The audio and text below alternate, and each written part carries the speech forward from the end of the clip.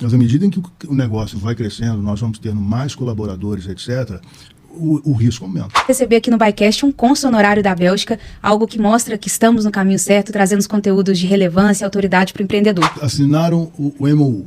MOU, ninguém está comprando ninguém. As partes estão ali dizendo, olha, nós estamos em tratativas e, eventualmente, se confirmarem determinadas expectativas de um lado e do outro, nós vamos gerar um negócio. Quer dizer, eu vou disponibilizar para você informações, né?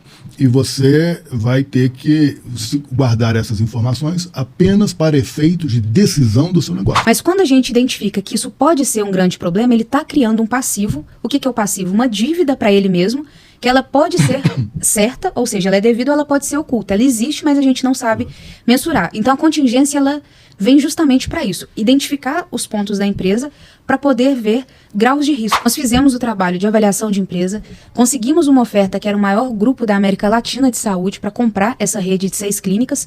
Quando chegou na auditoria, eles identificaram que teve a reforma, né, com relação ao piso da enfermagem, e a empresa não se adequou. Então aqui a gente falou o que faz um cônsul honorário, falamos um pouco das relações comerciais e internacionais, principalmente entre Bélgica e Brasil, falamos muito da parte do jurídico dentro de um processo de M&A e antes disso também. No ar, começando mais um episódio do ByCast, o podcast da Byco, onde falamos de empreendedorismo, gestão, avaliação de empresa e, claro, compra e venda de negócio.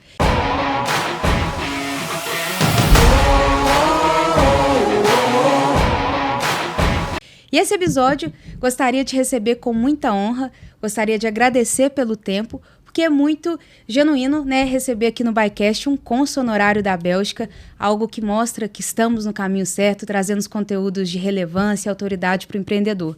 Henrique, seja muito bem-vindo ao ByCast. Novamente, uma grande honra te ter aqui no nosso programa. Ô, Rafa, olha, primeiramente, né, boa tarde, e eu que agradeço, porque a oportunidade de estar aqui, porque nós temos por você um grande apreço, você é uma profissional nota 10, somos parceiros de negócios, né, o nosso escritório de advocacia e a Byco são parceiros, fazem negócios juntos, e além disso eu tive um filho que trabalhou na Byco, então os nossos laços Lucas Cadar, grande Lucas. Não ficam apenas na questão do profissional, mas também já avançamos para outro estágio. Mas é um prazer estar aqui e espero contribuir aí para o seu programa. E vai trazer muita coisa boa, porque para a gente começar então, Henrique, vamos falar o que faz um cônsul honorário e o porquê que existe aí essa representatividade no mercado entre os países. Eu queria que você trouxesse primeiro aí essa função, né? Esse título que vocês levam representando os países. Tá. Bom, fazer só uma observação. Na verdade, eu sou advogado e sou também cônsul honorário da Bélgica, com muita satisfação, muita honra, um encargo, um mundo que eu aceitei assim com muita alegria, né? As atividades do cônsul honorário, no nosso caso aqui, eu sou um cônsul honorário, quer dizer, eu não sou um diplomata de carreira, né? Eu fui nomeado pelo governo pelas minhas conexões, pela minha história com a Bélgica, que depois a gente pode falar um pouquinho. Mas as nossas obrigações, existe uma convenção, a Convenção de Viena, de 63, que disciplina o que eu devo fazer. E em regra, o que eu devo fazer é prestar ajuda aos cidadãos belgas em outros estados. Então eu, cônsul honorário da Bélgica, em Minas Gerais, a minha jurisdição é o estado de Minas Gerais. Eu estou subordinado ao cônsul-geral da Bélgica no Rio de Janeiro. Certo. Então o que eu devo fazer? Nós devemos dar apoio aos belgas que residem em nosso estado. Seja por uma demanda de passaporte, seja uma outra demanda qualquer, cabe a nós, cônsuls honorários, fazer esse tipo de serviço, assistência. Mas é claro, né, as coisas avançam em outras direções. Vão para o lado econômico, vão para o lado cultural. Por exemplo, há uma série de atividades culturais que nós participamos, que nós apoiamos, e do ponto de vista econômico também. Por exemplo, nós teremos, eu já mencionei a você, e nós estaremos juntos lá em novembro, recebendo talvez a maior delegação belga que já tenha visitado o Brasil. Ela será liderada pela princesa Astrid, que é irmã do rei, e ela vai trazer um universo de 300, 400 empresários de diversos setores, com os mais variados interesses aqui no Brasil. Então, isso é um pouco, é um resumo das nossas atividades. Complementando, o corpo consular de Minas Gerais tem crescido muito. Então, a gente percebe também um esforço do nosso Estado de Minas Gerais de se internacionalizar. Isso aí é a gestão do nosso governador. Então, hoje nós temos, eu ouvi dizer que nós temos o maior corpo consular do Brasil. Nós somos em número de 45, 47 cônsuls, entre os cônsuls gerais, aqueles que são de carreira, e os cônsuls honorários, como eu. Entendi. Então, esse ponto da relação entre Minas, porque quando a gente conversa, eu acho muito interessante essa visão, né, de ver oportunidades de negócio em Minas e demandas que a Bélgica tem de alguma especificidade, sendo de serviço, próprio commodities e ponto assim. Então, seria um ponto também dessa internacionalização de empresas que o serviço de cônsul pode ajudar também a população? Com certeza. Nós já falamos de um projeto que eu participei, e eu vou trazer aqui também para conhecimento do pessoal, que foi extremamente interessante. Qual que é a vocação? Uma das vocações da Bélgica é ser um centro de distribuição na Europa. Claro, você tem ali um país que está no centro da Europa Ocidental. Você tem um dos maiores portos, que é o Porto de Antuérpia. A gente fala hoje Porto de Antuérpia-Bruges, porque ele se fundiu com o Porto de Bruges. É um porto fluvial, ou seja, ele está no rio Escalda, já dentro do continente europeu. Então, você tem a Bélgica como uma vantagem logística muito grande. E um ponto interessante é que a Bélgica ela usa muita inteligência, né? É um país, por ser pequeno em questões territoriais, mas eles não conseguem ter, por exemplo, uma produção extensa de café, mas são ali os melhores países que conseguem beneficiar os produtos que eles coletam no mundo. Então, isso é algo muito genuíno também, né? Em café, com certeza, a Bélgica é uma referência. Eu vou trazer para você um projeto do qual participei. Nós tínhamos aqui uma central de cooperativas que estava estudando um processo de internacionalização. Eles queriam montar uma empresa fora do Brasil, na Europa. Então, eles estavam estudando as várias possibilidades. Vamos para a Alemanha, vamos para a Holanda, vamos para onde? Para a Bélgica.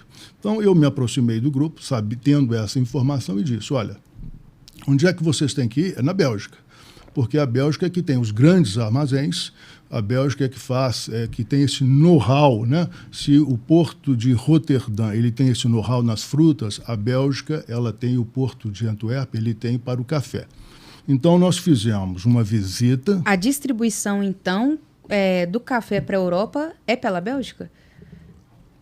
A distribuição é feita pela Bélgica, de Antuérpia. De Antuérpia você tem ali os containers saindo, vão para a Suíça, vão para todos os países, vão de caminhão, tem uma malha ferroviária muito desenvolvida, né? Sim. Mas voltando então a esse projeto, nós então os convencemos essas cooperativas de irmos para a Bélgica. Montamos uma empresa, a Cocamig, é uma central de cooperativas do sul de Minas, que reunia na época 16 cooperativas, 6 milhões de sacas de café, o Brasil produz 60, nós estávamos com 10% da produção do Brasil. É bem expressivo, hein? Cheguei na Bélgica, claro, eu consegui ir ao maior armazém da Bélgica, Molenbeek Inácio, e disse, olha, vocês dois têm tudo a ver, você tem um grande exportador de café e você é o maior armazém daqui, vamos ver se há alguma sinergia, vamos tentar montar alguma coisa.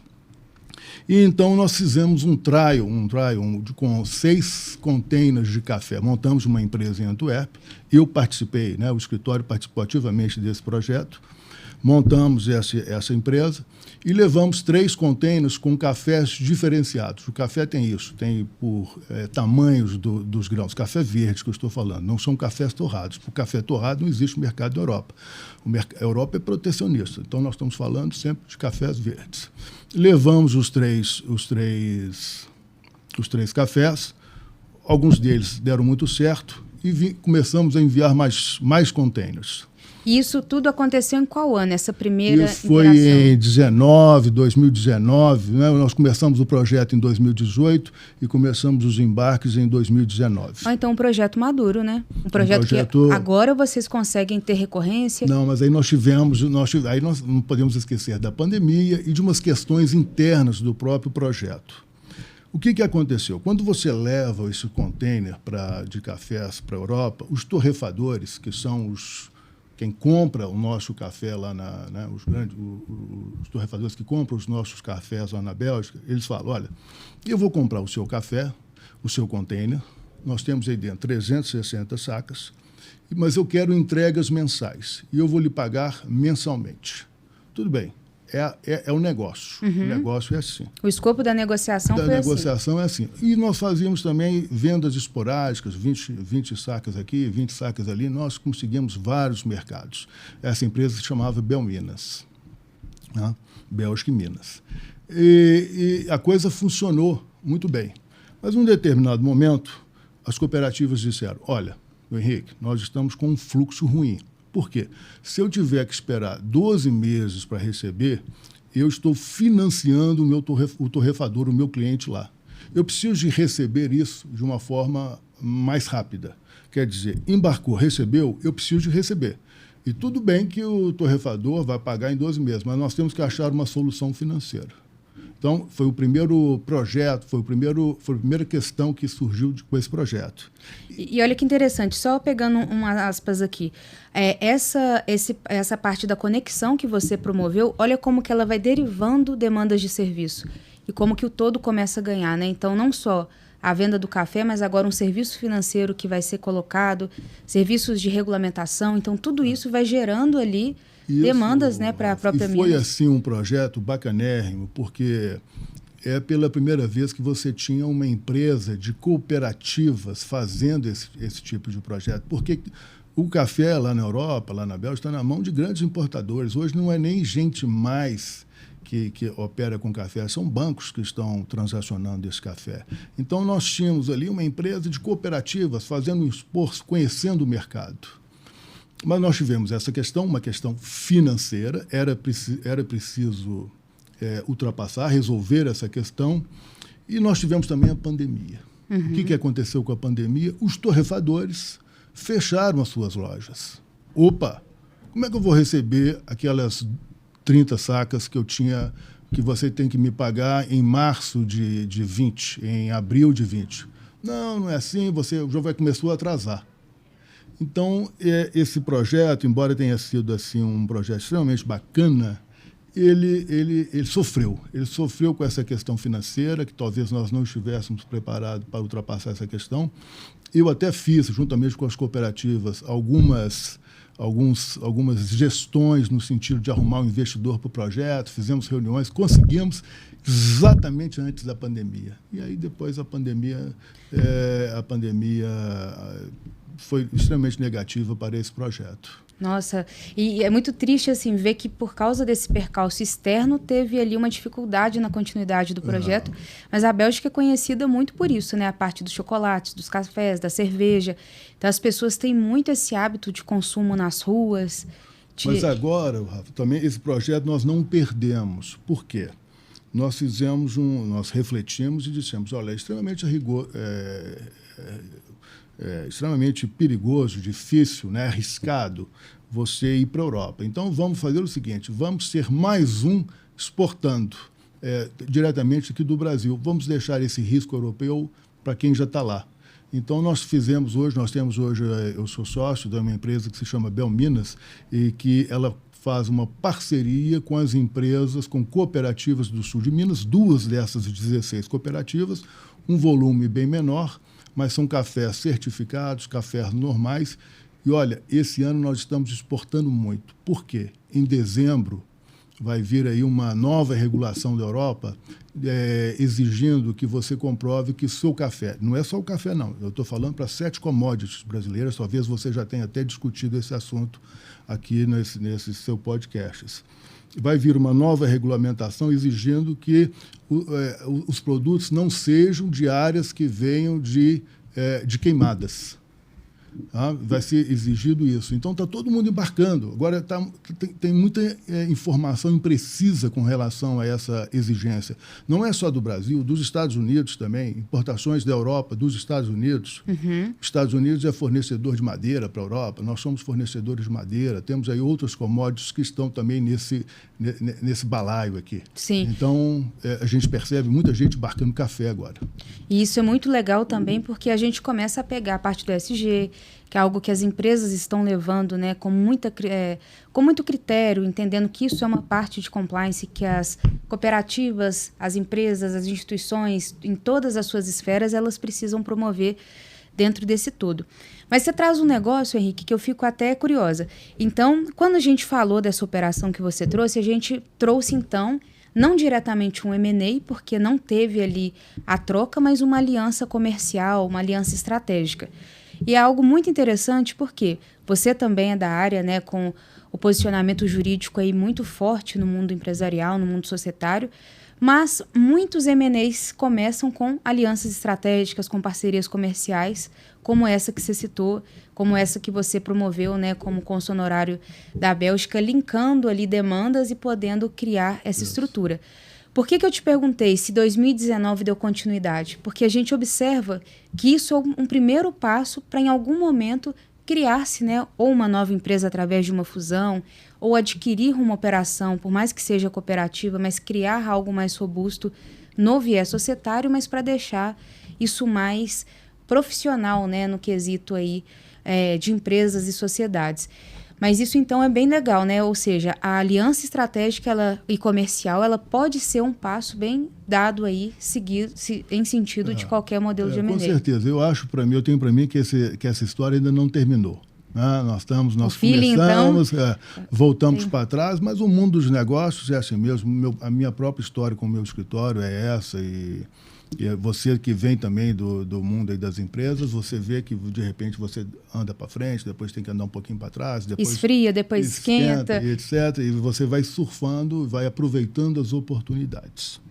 Mas, se você me permitir, eu gostaria também de falar assim, de um investimento inverso que eu acompanhei através do escritório, um investimento extremamente bacana, interessante, que foi a entrada do Porto de Antuérpia no Porto do Açu, no Rio de Janeiro. Isso aconteceu em 2017. Então, Antuérpia entra no Porto do Açu. Entra no Porto do Açu. O Porto do Açu era o antigo porto da... Não, era o Porto do Açu, era do Complexo do Açu, que era do Eike Batista. Ah, sim. Da EBX? Da Prumo. Isso. Hoje é da Prumo. Isso, sim. Era do grupo Você A. tinha lá dentro do Grupo X, você tinha o SX, você tinha várias empresas X lá dentro, sabe? Mas o que aconteceu? Quando eu voltei, né, eu montei meu escritório, nós vamos falar do escritório depois, mas eu voltei também como consultor do Porto de Antuérpia. Naquela época a gente fala, né, hoje é proibido falar só Antuérpia, tem que falar Antuérpia-Bruges, mas então eu vou falar Antuérpia. E o Porto de Antuérpia, ele concorre assim, muito com o Porto de Roterdã, na Holanda. E esses portos, né, eles têm investimentos fora dos seus respectivos países. E o Porto de Roterdã estava estudando vir para o Brasil. Eu estou falando de 2015, 2016. E então estudou fazer ali um investimento no Porto Central, no Espírito Santo. Aí o Porto de Antuérpia disse, olha, se Roterdã está indo, nós temos que ir também. E começamos assim a mapear. Nessa época eu já era consultor do Porto de Antuérpia. Começamos a mapear oportunidades aqui no Brasil. E houve uma identificação grande com o Porto do Açu, o pessoal, era o fundo AIG, a Prumo. Sim. E o complexo do Açu, o que ele é? Você tem o fundo americano, que era credor do Eike Batista, e que se torna, que vira credor do Eike Batista e que monta a Prumo, no complexo do Açu. Mas a Prumo é uma empresa de papel do fundo e ela procura parceiros para cada um dos seus negócios. Você tem uma área gigante na mão da Prumo, e ela disse, tinha um porto, e fala assim, olha, como é que eu vou administrar isso aqui? Eu preciso ocupar essa área gigantesca, eu preciso de dar vida para isso daqui. Então ela procurou o Porto de Antuérpia e disse, olha, nós gostaríamos que você viesse para fazer a gestão do porto. Então, foi uma oportunidade bacana para a Antuérpia, porque com um valor muito pequeno de investimento, à época $10 milhões, eu acompanhei, o escritório acompanhou, o Renato, que você conhece, esteve lá envolvido na due diligence, lá no Rio de Janeiro e etc. Foi assim, um projeto extremamente bacana também. Fizemos um investimento, o Porto de Antuérpia fez um investimento extremamente pequeno dentro do negócio, $10 milhões num negócio de bilhão. Exatamente. Né? E ela conseguiu um percentual pequeno e conseguiu também um assento no conselho. Para poder tratar a gestão... Para poder fazer a gestão do Porto do Açu. E ela faz como? Vendendo consultoria. Então, o Porto de Antuérpia também recuperou um pouco do investimento. Porque, senão, a Prumo não saberia. Ela precisa desses parceiros estratégicos para fazer a gestão do negócio que ela tem. E não é só no Porto, não. Você tem lá dentro, você tem a Ferroport, que era junto com a Anglo, na exportação de minério, você tem junto com a BHP, você tem vários negócios lá dentro, onde a Prumo tem uma participação diferenciada para cada negócio, eles devem ter lá a regra deles, dependendo também do apetite de quem está entrando, e fizeram essa parceria. Então, esse é mais um exemplo que eu te dei de Bélgica e de Brasil funcionando super bem. Açu, Minas Gerais, não temos portos, Açu é chamado Porto de Minas.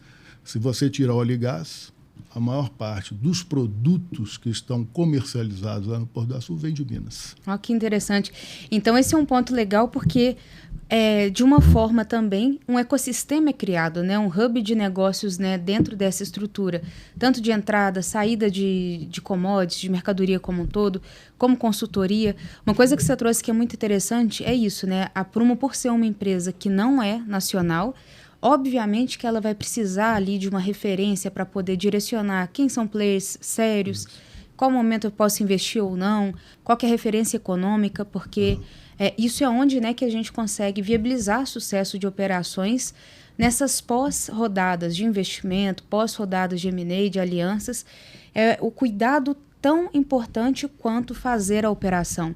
E isso é algo... Isso mesmo, Rafa. Olha, e a sua é muito... Desculpa te interromper, mas a sua é muito importante para Minas. Vale a pena Novembro, estarei lá. Vale a pena você conhecer. A própria Federação das Indústrias faz visitas junto com o Porto. Então, olha, eu vou te manter informada sobre o assunto e numa próxima espero que você participe também. Vai ser ótimo. Até falando um pouco do questão de M&A, né? A gente sabe que agora o varejo está sofrendo com relação a essas estruturações de mercado. A gente teve aí o grande rombo da Americanas, por mais que tenha sido, entre aspas, fraude contábil, mas o ciclo, né, do varejo ele já se mostra aí bem justo nesses últimos 10, 15 anos de forma bem presente. E por que eu estou trazendo isso? Justamente para a gente também agora entender a importância, né, de time, a importância de se preparar com relação ao que é um M&A. E agora sim eu queria chamar o doutor Henrique Rabelo para poder trazer essa visão, né, da importância do que faz um advogado no processo de M&A, mas não só na venda do contrato. O que está ali por trás de preparação de empresa, de preparação de contratos, mitigação de risco.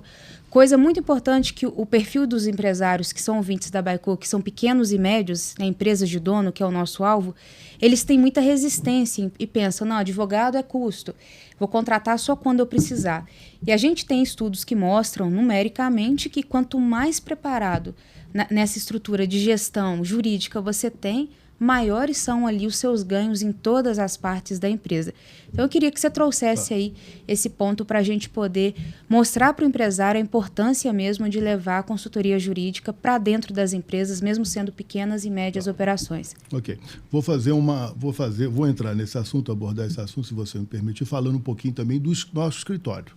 Por favor. O nosso escritório chama-se RUCR, nós estamos completando este ano, nós estamos ali no Belvedere, nós estamos completando em dezembro próximo, dia 3 de dezembro, nós estamos completando 25 anos. Nós 25. Vamos ter uma série de eventos que nós estamos programando, o nosso marketing está fazendo, mas 25 anos que eu comecei isso lá atrás. Ao longo dessa jornada, outros sócios entraram, o escritório cresceu muito, hoje nós somos 29 advogados no escritório, E nós temos, Rafa, um propósito de dizer o seguinte, se eu quisesse, né, se você quiser crescer o meu escritório, teve uma instituição financeira que perguntou, Henrique, você tem interesse em crescer? Eu falei, não, eu quero ser uma referência em escritório de advocacia de serviços com demandas complexas, demandas interessantes, bacanas, empresariais e com uma equipe extremamente preparada. Nossa equipe, vou fazer aqui não uma propaganda do escritório, mas nossa equipe realmente ela é preparada, todo mundo fala inglês. Internacionalização, internacionalizada. Sim. Eu totalmente eu estava na China agora em junho. Nós temos uma profissional que acabou de chegar da Índia, foi agora com essa missão do setor fármaco, da Câmara Indiana. Eu tenho mais 2 advogados que estão indo à China agora em novembro. Quer dizer, representante em Londres, que eu até tive a oportunidade de conversar. O Marcelo, que está morando em Londres, está retornando hoje para Londres. Quer dizer, então nós temos assim um escritório que está crescendo e ativo. E como é que nós estamos nos organizando no escritório, né? Nós temos o nosso planejamento, estamos fazendo 25 anos, então é preciso nos organizar para os desafios. Então nós temos os 3C. O 3C, o primeiro, é o contencioso. Né? Nós temos lá no escritório uma equipe extremamente talentosa, nós temos um contencioso, não um contencioso gigante. Como eu te falei, nós temos um contencioso, nossa proposta especializado em nós temos questões arbitrais de alta complexidade, arbitragem no Brasil, arbitragem fora, e questões também, nós temos demandas contra diversas. Mas a mensagem aqui é dizer que nós temos um time de contencioso super preparado sob a gestão do sócio Daniel Coelho. Nós temos também a equipe consultiva. Essa é gerida pelo Renato. E o que nós fazemos aqui? Nós fazemos análise e revisão de contratos para algumas empresas, tem muita gente que nos pede isso, e aqui dentro também está a turma do M&A. Né? Depois eu vou voltar no M&A. Sim. E nós temos, o último C é o nosso, ainda no consultivo, vale a pena falar, uma coisa interessante, um fenômeno que a gente está percebendo, é que as empresas nos demandam muito a figura do secondment. Por exemplo, a empresa não quer contratar um profissional, mas ela quer ter um profissional dentro da empresa dela. Então, ela, sabendo que eu tenho um time bacana, qualificado, ela fala, olha, Henrique, olha, RUCR, você me empresta um profissional para vir aqui 1 dia, 2 dias na semana e o resto ele pode trabalhar aí. Então, a gente vende horas dos nossos profissionais para essas empresas. E eles ficam dentro da empresa? Eles ficam 1 dia, 2 dias, 3 dias, tem de tudo quanto é jeito. Isso é interessante porque ele vivendo a operação, ele começa a identificar possíveis contingências, possíveis prioridades. Então, temos aqui um contrato com a empresa X que eu estou vendo que está avançando e ele já se torna uma prioridade. Então, isso é algo que você consegue também mitigar, né, dentro dessa estruturação, mais eficiência e maior tomada de decisão. Toda empresa quer, porque ela vai ter um advogado lá dentro, não está contratado sob vínculo empregatício, ele vem de um escritório bacana, para entrar lá dentro ele passou por um processo qualquer, nós já prestamos algum tipo de serviço, quer dizer, a coisa funciona bem, é uma boa engrenagem. E dentro do M&A desse consultivo também, nós podemos falar também de startups. Agora, uma outra área que nós estamos crescendo muito é a área de collection. Nós já conversamos sobre isso. Recuperação de crédito. O nosso nicho mesmo, são as seguradoras de crédito à exportação. Exemplificando, a coisa fica muito mais fácil. Você tem uma empresa, vamos voltar para a Bélgica, a Bélgica extremamente referência nos seus teares para a indústria têxtil. Ela tem a maior empresa de teares do mundo. Exporta para o Brasil os teares. Nós tivemos aí ao longo da história do escritório um período em que o setor têxtil brasileiro viveu uma crise gigantesca. Você tem questão do dólar, você tem competição da China, e você tem o que? As indústrias têxteis eram empresas familiares, algumas delas com problemas de sucessão, aquela coisa, etc. Então, juntou isso tudo e gerou uma insolvência generalizada aqui. Então, nós fomos, essas empresas, a empresa exportadora, que tem o seguro, ela aciona a seguradora lá fora, que subroga no crédito e diz, Henrique, RUCR, faça a cobrança para mim desse crédito. Então, você está pegando uma empresa de fora que, por algum momento, teve uma troca comercial com alguma empresa do Brasil e teve ali esse desencontro comercial. Isso. Então, você vem trazendo ali essa solução de responder para o cliente internacional para não... Isso. Nós viramos hoje para as seguradoras de crédito, nós somos referência, nós trabalhamos para seguradoras de crédito da Bélgica, já trabalhamos para do Canadá, para a empresa americana, hoje trabalhamos para a SAT da Itália, mas a coisa ganhou muita dimensão quando nós chegou a seguradora chinesa. Hoje nós temos no processo, hoje nós temos no escritório 400 casos com valores em milhões de dólares que nós temos a receber. E aí dentro você tem disputa comercial, você tem inadimplência, você tem RJ, você tem devedor sumido, você tem de tudo. Então, assim, é uma área do escritório que está crescendo muito. É a nossa área de collection. E isso é interessante, até pegando um gancho com relação a essa importância da gente se preservar como um país bom pagador, como um país que respeita as relações comerciais, porque é um país que tem aí grande parte de todos os commodities. O Brasil é abundante demais, né? Nessa parte natural, nessa parte commodity, mas se a gente também não profissionalizar essas relações e preservar, a gente perde aí talvez hoje o maior PIB, né, do mundo, tanto representado por China quanto Estados Unidos, que são grandes potências de compra. Então isso mostra que existe sim processos, existem empresas que estão dispostas a poder ajudar nessa conciliação comercial que por algum motivo ela não foi concluída. Isso. Então os 3 Cs eu gostei. Contencioso, consultoria e collection. O collection nós vamos escalonar agora. Eu fui à China e percebi, olha, você tem que escalonar. Você tem que crescer esse negócio de collection para você ser uma referência. Então, nós estamos, nesse momento, trabalhando com a nossa equipe de marketing uma marca. E no ano que vem, nós já vamos estar voltando à China, onde nos convidarem, para apresentar essa nova empresa, trazendo todo o know-how, porque eu comecei o escritório fazendo collection.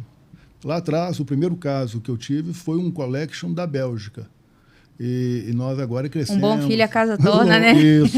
Estamos Passou 25 anos. Passou 25 anos, o escritório cresceu, etc. Mas o colégio, o que aconteceu? Ele cresceu muito. Muito bom. Mas equipe excelente. Talentosa lá do Não tenho dúvidas. Todas elas são talentosas. A gente até vai deixar o e-mail aqui, que é o www.rucr.com.br. E quem precisar do nosso serviço, nós temos uma parceria bacana com a Baicor. Vocês fazem o valuation, a gente faz due diligence. Nós temos lá uma equipe hoje já bacana fazendo due diligence. E depois os instrumentos societários, que é aquela... Eu divaguei muito, eu fui explicar o escritório e saí um pouquinho da sua pergunta. Mas você me perguntou como é que faz um advogado de M&A, né? Exatamente, porque... a gente percebe muito, Henrique, por estarmos na ponta de mercado, a gente fica muito nessa relação comercial, né? Que é avaliar, trazer o real valor do ativo com base em toda a estrutura macro, em toda a estrutura de processo, capacidade de crescimento que a empresa tem, também visto agora as conexões a mercado. Quem pode comprar aquele negócio? Mas o nosso trabalho é limitado, porque ele é extremamente difícil. Pode parecer que é só isso que a gente faz, mas o só isso leva um ano. Não. E é onde que as empresas precisam ter ali assessores muito fortes do lado, que é um bom contador e um bom escritório de advocacia para a gente tratar esses 2 Cs na maioria, né, de empresas de pequeno e médio porte, mas vocês têm aí essa gama maior.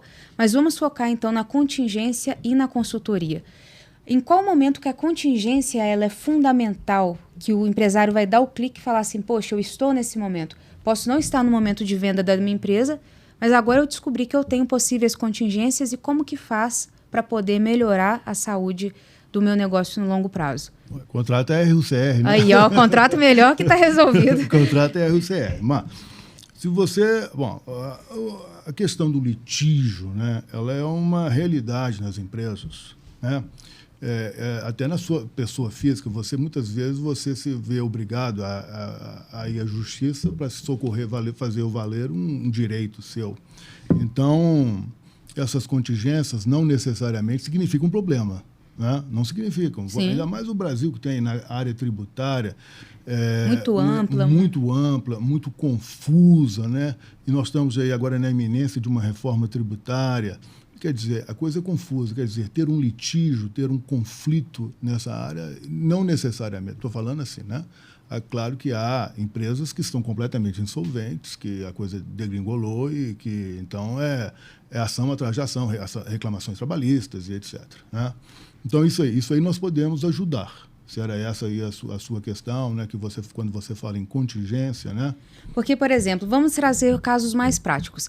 Um funcionário tem uma pequena indústria com 100 colaboradores. Então, ele tem 100 pessoas que fazem parte do seu corpo, que são CLTistas, que são regidos por uma norma, por uma lei. Porém, pode ser que aí ele esteja fazendo algo que não seja convencional, ou por falta de informação, ou até por questões de manobra, né?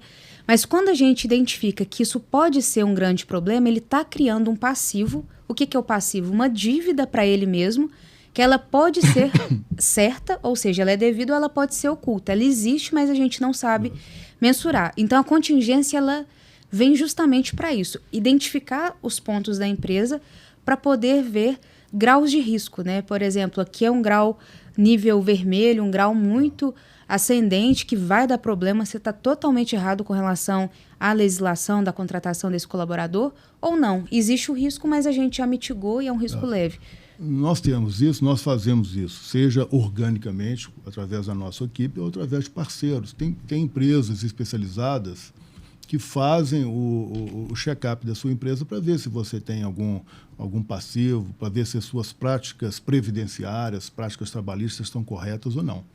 Agora, isso é o que a gente fala, é o objeto da due diligence. Sim. Se você não sabe, você pode saber, se você estiver vendendo a sua empresa, a pessoa que estiver comprando e que passar por um processo de due diligence bacana, correto, né, e sendo bem assessorada, ela vai identificar os passivos na empresa.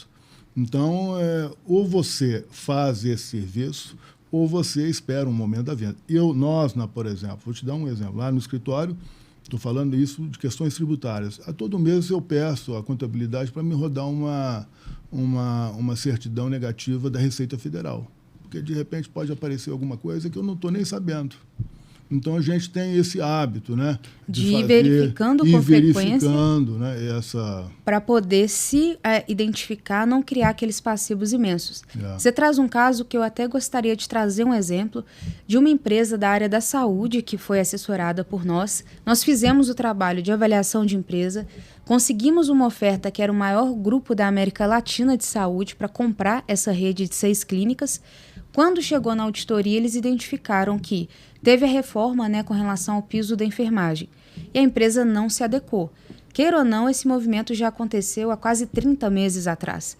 Então, 30 meses para uma empresa que presta serviço, né, de saúde, medicina, tem um quadro de enfermagem bem robusto, né? Então, eles tinham próximo ali de 250 funcionários, se não me engano, mas algo nessa proporção. E o que foi um ponto importante? Por eles veem essa parte do jurídico como um custo, não preciso, tem que focar na saúde. Quando a auditoria, né, do grupo chegou para verificar, eles falaram, poxa, aqui você tem uma contingência trabalhista oculta acima de R$2 milhões. Pessoa, nossa.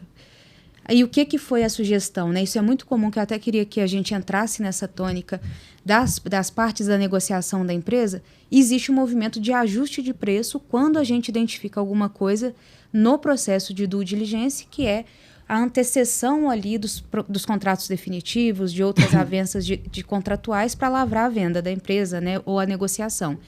E aí foi onde que teve a sugestão de descontar essa contingência ou segurá-la pelo período de 5 anos, com um eventual risco, e é onde que o negócio se desentendeu, o negócio virou ali um ponto extremamente sensível e que não conseguiu ser superado pelas partes e a gente perdeu o negócio. Mas por que eu estou trazendo isso? Se tivesse sido feito um acompanhamento periódico e nessa frequência que você colocou, já teria sido identificado. Você diluindo 2 milhões em 30 meses, que seja pagar ali 20 mil por mês em uma empresa que fatura quase 4 milhões mês, ia ser nada. A empresa ia conseguir passar por esse processo de uma forma melhor e chegar aí, né, a ser comprada por um dos maiores grupos da América Latina. Então, perdeu uma oportunidade por falta de preparar. Rafa, à medida em que o seu negócio, né, eu estou aprendendo isso, né, no escritório, à medida que o negócio vai crescendo, você tem que aumentar os seus mecanismos de... Aí é você que é a autoridade. A ferramenta aumenta, né? Você, lá na Baico, tem todas essas ferramentas. Mas à medida em que o negócio vai crescendo, nós vamos tendo mais colaboradores, etc., o risco aumenta. O risco aumenta, né? Faz parte do negócio. Faz parte você do está crescendo o seu negócio, você está crescendo por uma razão, você deve estar aumentando a sua receita, o seu lucro, a sua coisa. Então, você traz um negócio só pegando, Henrique.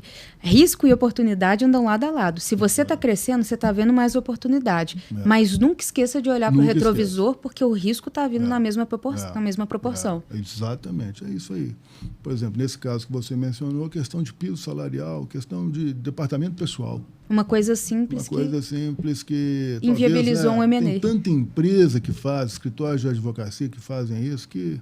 Bom, aí é uma decisão de cada uma das empresas, né? Eu acho também. Mas aqui é trazer consciência mesmo. Eu acho que o empresário ele tem que se preparar mais. O empresário tem que parar de achar que isso é só para grandes empresas. Não é.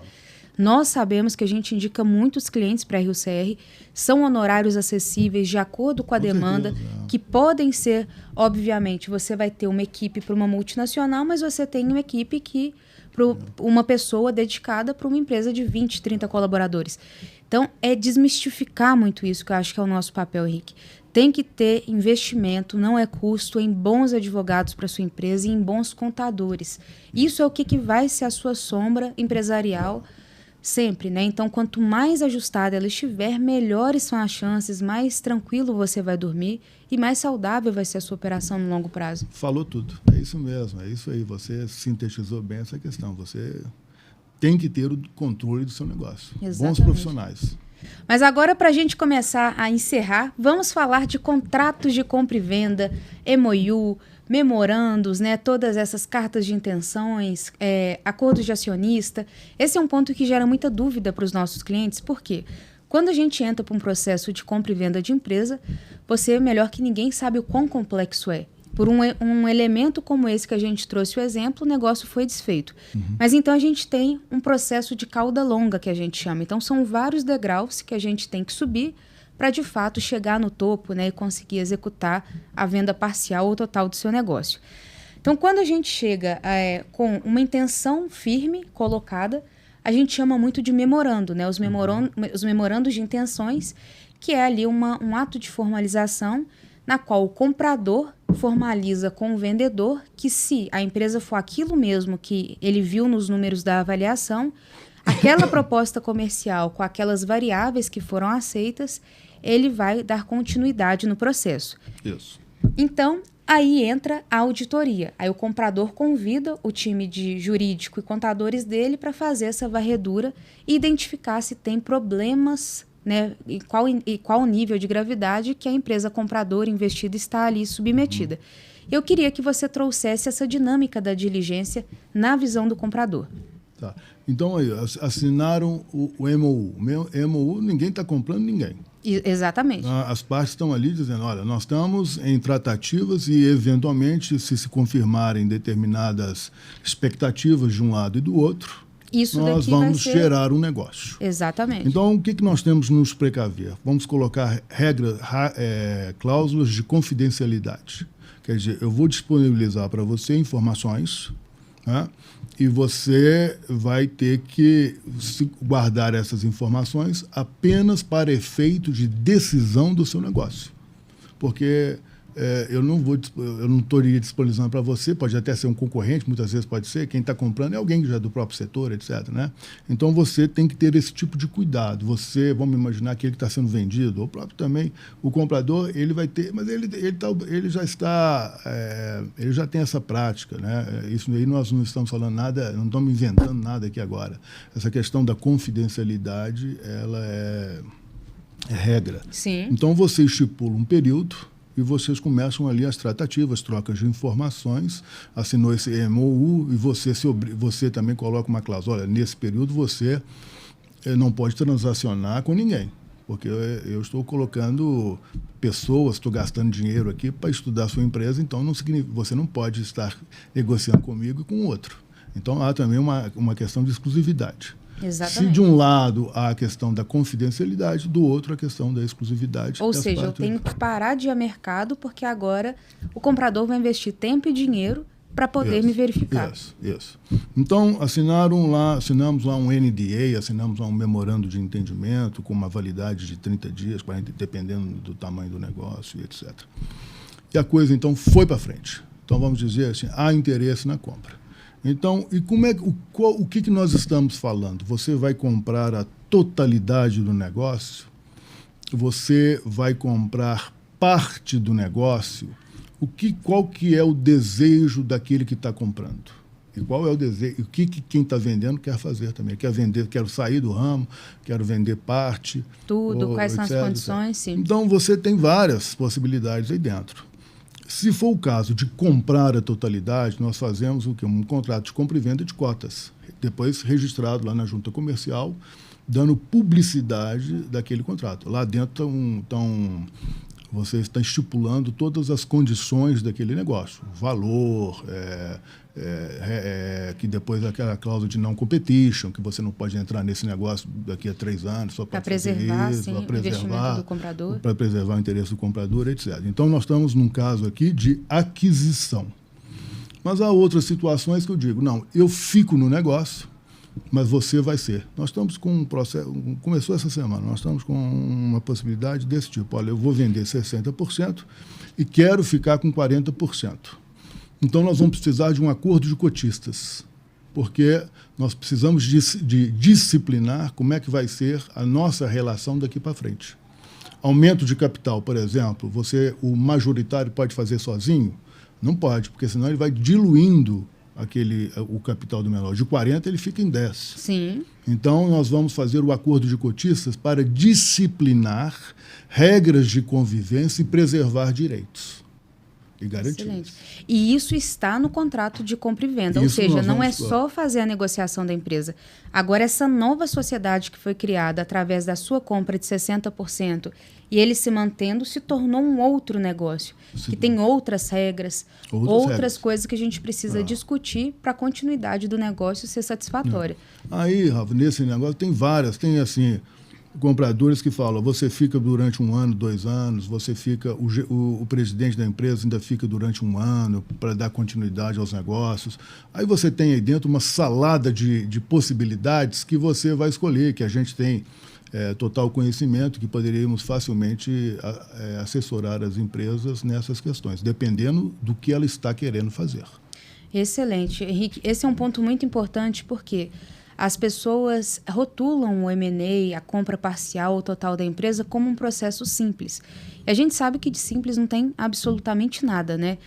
Nem o nome é simples, né, M&A? Então, não é um processo simples, mas é um processo que pode sim mudar a sua vida, pode sim mudar a história da sua empresa, se você começar a entender com mais racionalidade, que a gente precisa estar preparado para isso. E aí você trouxe um exemplo, né? Só nesses 3 minutos que a gente comentou, a gente falou de 4 instrumentos jurídicos. O NDA, que é o termo de sigilo e confidencialidade, em qual momento que ele é utilizado, como que eu verifico se está me protegendo ou não, o memorando, que são as intenções. O memorando bem feito, ele é sinal de uma continuidade do contrato definitivo bem feito. Então, as pessoas falam, é só falar que eu quero comprar por 10 milhões aqui, 20% e está resolvido. Não. Se não tiver ali pontos, né, mais profundos sendo discutidos ali, não adianta a gente passar por essa etapa, ir na auditoria lá na frente, no contrato final, começar a discutir coisas, né, que são precedentes à negociação. E olha, eu disse, não dá tempo da gente aqui, porque senão seria o melhor seria você trazer alguém, o Renato lá do escritório, e a gente falar tudo sobre fusões e aquisições. Mas nós já falamos de Bélgica, já falamos de outros assuntos, e estamos apresentando os critérios dizendo que nós temos condições de assessorar, né? Mas dentro dessas cláusulas todas que nós falamos, ainda tem vários outros instrumentos que precisam ser trazidos. Mas aqui esses são os mais importantes. Esse é um guideline. É o guideline que a pessoa tem que ter. NDA, e aí o que você vai fazer? Você vai vender a sua empresa ou nós vamos fazer aqui você está aceitando um novo sócio na sociedade? Está aceitando? Então vamos fazer um acordo de cotistas. preservando direitos e garantias dos dois. Não é só você que está vendendo, que eventualmente vai ficar minoritário, não. O majoritário também vai querer se resguardar com relação a... E isso é muito importante. Se você já tem um staff jurídico, o processo como um todo ele é muito mais bem conduzido porque a pessoa conhece a empresa, conhece os pontos de oportunidade, os pontos de melhoria, sabe que aqui, de fato, a gente está pecando, sabe que aqui é algo que a gente precisa brigar, que é relevante.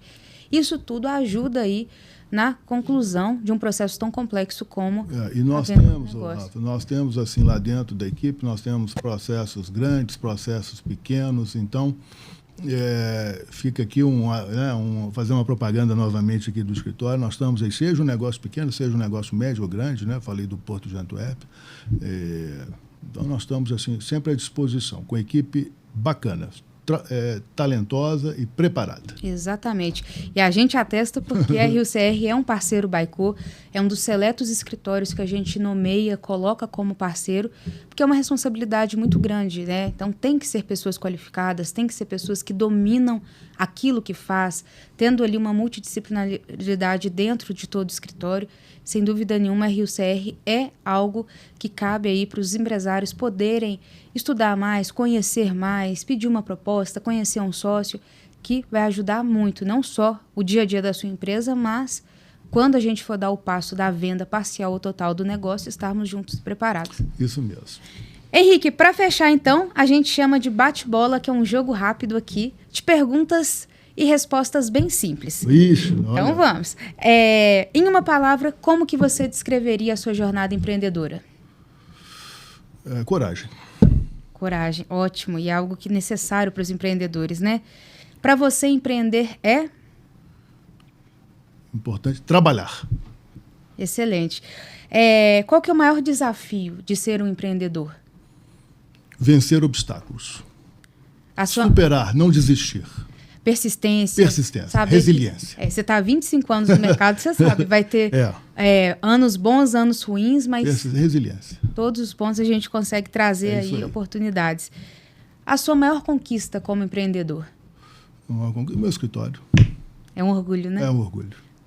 Nós somos 4 sócios, Rabelo, Ulloa, Coelho, Ribeiro. Temos vários outros lá, nós estamos aí, vamos entrar no processo de partnership. Mas essa história começou lá atrás, quando eu vim da Bélgica e tudo.